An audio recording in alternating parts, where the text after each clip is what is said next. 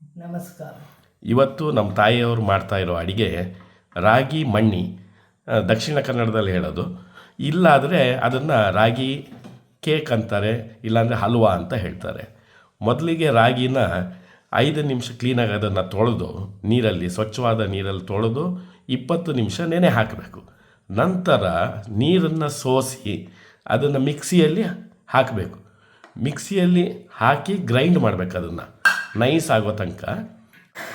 ಈಗ ನೈಸ್ ಮಾಡ್ಯಾರೆ, ಅದನ್ನು ನಿಮಗೆ ತೋರಿಸ್ತಾ ಇದ್ದೀನಿ ನೋಡಿ. ನೈಸ್ ಆದ ರಾಗಿನ ಈಗ ಅವರು ಸೋಸ್ತಾ ಇದ್ದಾರೆ.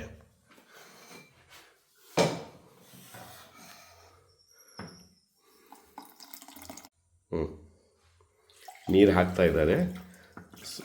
ಅದಕ್ಕೆ ಪಾತ್ರದಲ್ಲಿ ರಾಗಿ ರುಬ್ಬಿದ್ದನ್ನು ಹಾಕಿದ್ದನ್ನು ಮಿಕ್ಸಿಯಲ್ಲಿ ಒಂದು ಅಂದಾಜು ಅಳತೆಗೆ ನೀರು ಹಾಕಿ ಕ್ಲೀನಾಗಿ ಅದನ್ನು ಕಳೆದುಬಿಟ್ಟು ಈಗ ಅದನ್ನು ಸೋಸ್ತಾರೆ.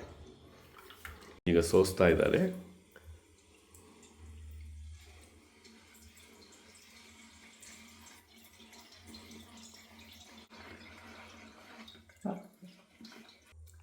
ಈಗ ಇದನ್ನು ಸೋಸಿ ಹಿಂಡು ತೆಗಿತಾ ಇದ್ದಾರೆ. ಉಳಿದಂಥ ಗಟ್ಟಿ ರಾಗಿನ ಅದು ವೇಸ್ಟ್, ಅದನ್ನು ತೆಗೆದು ಎಸಿತಾರೆ. ಹೂವಿನ ಗಿಡಕ್ಕೆ ಇಲ್ಲ ಇನ್ನೇನಕ್ಕಾದರೂ ಗಿಡಗಳಿಗೆ ಹಾಕ್ತಾರೆ. ತುಪ್ಪದಲ್ಲಿ ಗೋಡಂಬಿನ ಹುರಿದು ಇಟ್ಕೊಳ್ತಾ ಇದ್ದಾರೆ. ಲೈಟಾಗಿ ಕಂದು ಬಣ್ಣ ಬಂದರೆ ಆಯಿತು, ಲೈಟಾಗಿ. ಇದು ಬಂದು ರಾಗಿನ ಮಿಕ್ಸಿಯಲ್ಲಿ ರುಬ್ಬಿ ಆದಮೇಲೆ ಇದನ್ನು ರಾಗಿ ಹಾಲು ಅಂತಲೂ ಹೇಳ್ಬೋದು. ಇದನ್ನು 1 ಲೋಟ ರಾಗಿಗೆ 2.5 ಇಂದ 3 ಲೋಟ ನೀರು, ಅದರಲ್ಲಿ ಸೋಸಿ ಕ್ಲೀನಾಗಿ ತೊಳೆದು, ಅಂದರೆ ರಾಗಿದ್ದು ವೇಸ್ಟ್ ಏನು ಆವಾಗಲೇ ತೆಗೆದ್ವು. ಅದಾದ ಮೇಲೆ ಈಗೇನು ಮಾಡ್ತಾರೆ, ಕಾಯಿ ತುರಿ ಸ್ವಲ್ಪ ಹಾಕ್ತಾರೆ. ಚೂರು ಕಾಯಿ ತುರಿ, ಒಂದು ಇದರಷ್ಟು 2 ಇದರಷ್ಟು ಕೈ ಇದು. ಬೆಲ್ಲ 2 ಅಚ್ಚು ಬೆಲ್ಲ, 2 ಇಲ್ಲ 3 ಅಚ್ಚು ಬೆಲ್ಲ.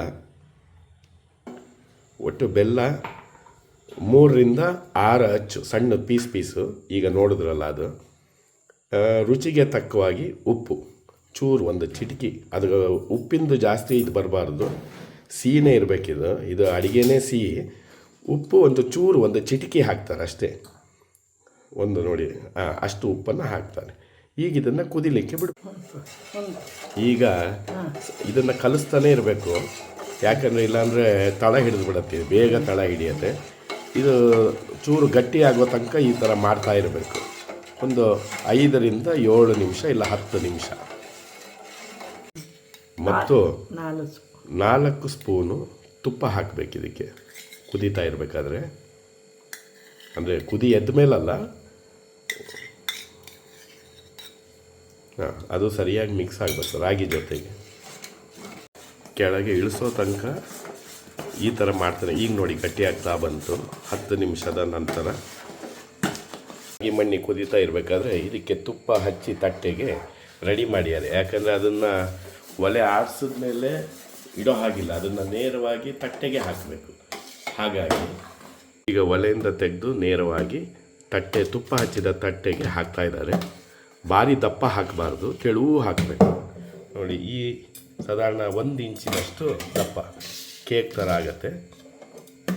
ನಿಮಗೆ ಸ್ಲೈಸ್ ಥರ ಕಟ್ ಮಾಡಿ ತಿನ್ನಲಿಕ್ಕೆ ಭಾರಿ ಚೆನ್ನಾಗುತ್ತೆ. ಒಲೆಯಿಂದ ತೆಗೆದಿದ್ದ ತಕ್ಷಣ ಸೀದಾ ತಟ್ಟೆಗೆ ಹಾಕಬೇಕು. ಹಾಕಿ ಅಲಂಕಾರಕ್ಕಾಗಿ ಮತ್ತು ರುಚಿಗೂ ಕೂಡ ಗೋಡಂಬಿ ಹಾಕ್ತಾ ಇದ್ದಾರೆ.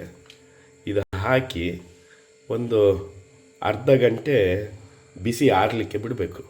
ಪೂರ ಅದು ಇವತ್ತಿಂದು ಬೆಳಗ್ಗೆ ಮಾಡಿದ್ದನ್ನು ಮಧ್ಯಾಹ್ನ ಅಥವಾ ಸಂಜೆ ತಿಂದರೆ ಭಾರಿ ರುಚಿ ಮತ್ತು ದೇಹಕ್ಕೂ ಕೂಡ ಭಾರಿ ಒಳ್ಳೆಯದು. ತಂಪು ಅಂತ ಹೇಳ್ತಾರೆ ಇದನ್ನು, ಬಹಳ ತಂಪು ಅಂತಲೂ ಹೇಳ್ತಾರೆ. ರಾಗಿ ಮಣ್ಣಿ ರೆಡಿ ನೋಡಿ, ರಾಗಿ ಮಣ್ಣಿ.